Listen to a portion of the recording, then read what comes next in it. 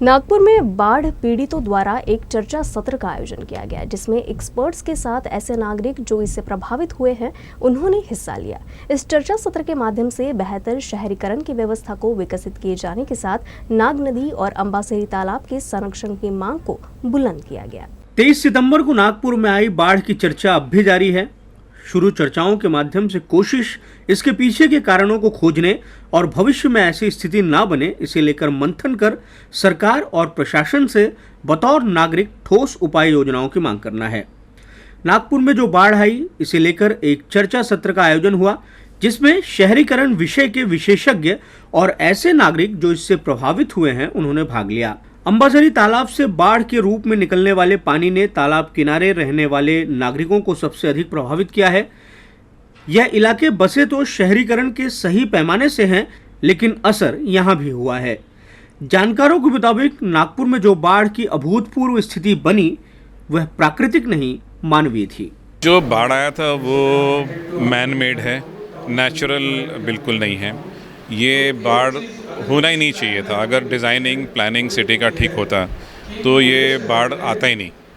तो पहली बात तो यह है कि नागपुर का कोई ड्रेनेज प्लान है ही नहीं। नागपुर का जितने भी लो लाइंग एरियाज़ है, कैचमेंट एरियाज़ है या जहाँ पे एनक्रोचमेंट्स है, पॉन्ड्स हैं, लेक्स है, इस चीज़ का कोई भी मैपिंग ही नहीं है नागपुर सिटी में।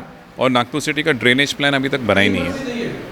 तो सबसे पहले ये बात है कि नागपुर का पूरा मैपिंग होना चाहिए, कंटूर मैपिंग होना चाहिए। स्थिति क्या है सिटी का, 2217 स्क्वायर किलोमीटर का एरिया है नागपुर का, और एक ड्रेनेज प्लान बनना चाहिए। आर्किटेक्ट परमजीत सिंह आहूजा का कहना है कि बतौर नागरिक हमें यह सुनिश्चित करना पड़ेगा कि हमारा शहर ऐसी किसी भी आपदा से निपटने के लिए तैयार रहे।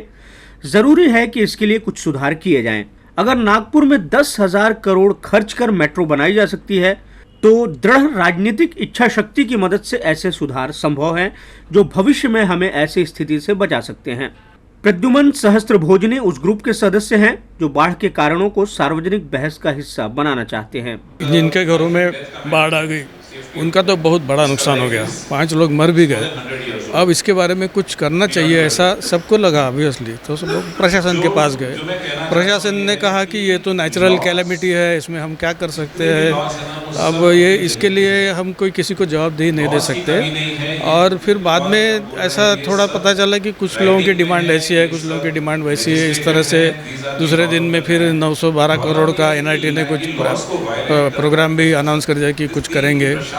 लेकिन क्या करना चाहिए और क्यों हुआ है ये, जब जैसे अभी ये गोष्ठी चल रही है, सभी लोग ये बात कर रहे हैं कि ये आपने नदी का रास्ता बंद कर दिया और नदी अपना रास्ता मांग रही है। आपने बंद किया इसलिए इसको नेचुरल कैलेमिटी नहीं कहा जा सकता। प्रशासन इसके लिए बहुत ज़्यादा इसमें रिस्पॉन्सिबल है। इस चर्चा का हिस्सा बने सुभाष देशपांडे राज्य के जल संपदा विभाग में कई पदों पर रहे हैं। उन्हें उनके काम के लिए राष्ट्रपति के हाथों सम्मानित भी किया जा चुका है। उनकी सर्विस का ज़्यादातर हिस्सा बांधों के साथ ही जुड़ा रहा है। इन दिनों वो तालाब के पास ही एक परिसर में रहते हैं। नागपुर में जो हालात बने उसकी चर्चा के केंद्र में अंबाझरी तालाब को रखा जा रहा है। देशपांडे तालाब के संरक्षण के लिए तत्काल कदम उठाए जाने की मांग कर रहे हैं। ये जो डैम है ये एक तो 100 साल से ज़्यादा पुराना है। अब वैसे ही उसकी लाइफ ख़त्म होगी। ऐसे मेरी जो है महाराष्ट्र इंजीनियरिंग इंस्टीट्यूट नासिक की, उन्होंने पहले ही बोल दिया है कि इसका लाइफ अभी ख़त्म हो गया है। मगर इसका बात अर्थ ये नहीं है कि हम उसको डिस्कार्ड कर दें, हमको उसको स्ट्रेंथन करना है।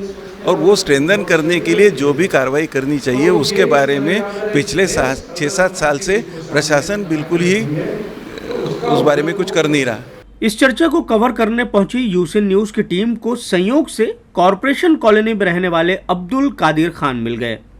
खान नागपुर महानगर पालिका के रिटायर्ड इंजीनियर हैं और संयोग यह है कि नौकरी के दौरान उन्हें तालाब के कैचमेंट एरिया को जल संपदा विभाग को सुपुर्द करने का काम सौंपा गया था। खान नागपुर में आई बाढ़ के नए कारण को रेखांकित कर रहे हैं। उनके मुताबिक कैचमेंट की जमीन मिल जाने के बाद जमीन के अंदर होने वाले जल संचय के लिए जिस तरह से कदम उठाए जाने चाहिए थे वह नहीं उठाए गए। नागपुर में जो 2 बड़े तालाब है, एक गोरेवाड़ा और एक अंबाझरी, इसकी जितनी कैचमेंट एरिया जो गवर्नमेंट के नाम से भी हो, लेकिन मेंटेनेंस कारपोरेशन को था, तो कारपोरेशन ने इसको हैंडओवर करने, इरिगेशन को हैंडओवर करने का गवर्नमेंट ने सोची। गवर्नमेंट ने उसके बाद में हैंडओवर की कार्रवाई जो की, तो उसमें मैं खुद 1994 में मैंने ये प्रॉपर्टी जो है 6572 हेक्टर जगह जो है ये इरिगेशन को मैंने हैंडओवर किया। मैं उसमें इंजीनियर था, तो मेरे थ्रू वो हुआ।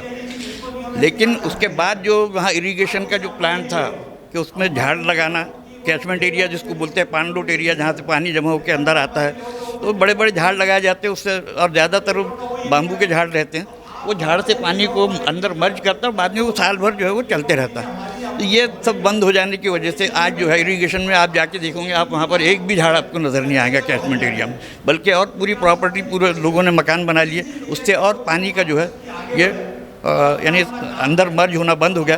और जब जो बाहर से जो पानी आता है, वो पूरा पानी अभी इसमें आने के बाद में वहाँ से नदी के ज़रिए जाता है।